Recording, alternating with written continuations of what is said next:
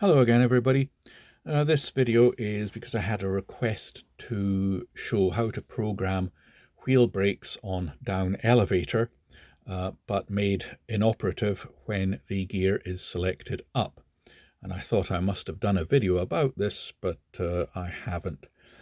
It's a method I stopped using myself about 20 years ago because I fly scale jets, which tend to be fairly highly loaded and land at high speed, on a relatively very short runway, and slamming on full down elevator to get full brakes at high speed just after landing would lift the tail, so I very quickly gave up on that method.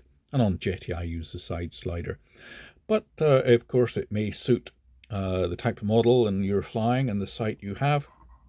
So here we go. This is how to do it. And can I just briefly say, please do subscribe to the channel if you like my videos. You're not going to get too many notifications about new videos because I don't do many new ones nowadays. And whilst I would love to be sponsored by espresso coffees and chocolate biscuits and give you a message from my sponsor, I am not. So if you would like to say thank you, there's a link below. You can give me a little donation towards my coffee fund. Anyway, on with the show. So we would go into this, into that. And in our function assignment, you can see I've created a brakes function. Now, just for the moment, we'll assign the control to it. We'll be assigning a logic switch a little later on, but for now, we'll assign the control. I'm just going to move my elevator stick. There we go. It's picked up that. Say OK. I'll be able to use this to prove to you that the servo does the right thing for the curve we had create before we go on to making the logic switch. So we'll say OK to that. I've already assigned a servo. So let's go to fine tuning. The function curve into the brakes, change it to a 3-pointer. Down we come, move to that point, and here we'll simply move it down to there. And that's it. If I pull up elevator now, the brakes will remain at -100%. But if I push the elevator forward, the brakes will move on. If you'd like a little bit of a dead zone, just use the silver buttons, the second one along, F2, this one here, to move that point along a little bit. And that will give you just a smidge of a dead zone as you push down elevator before they come in, if you want that.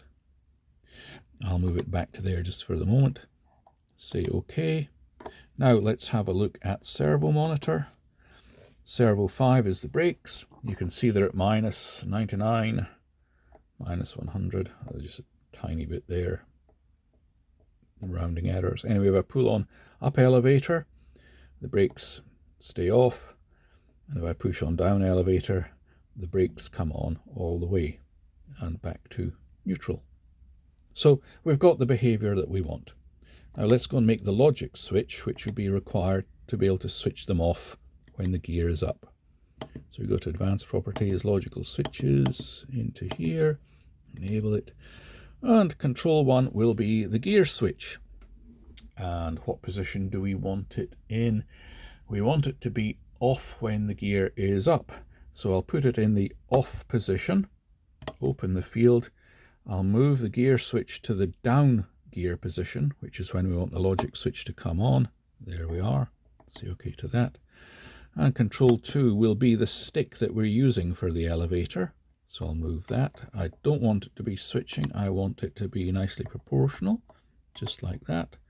Say OK. And I want it to be a linear type so that we get an actual output value. Basically how the stick's running.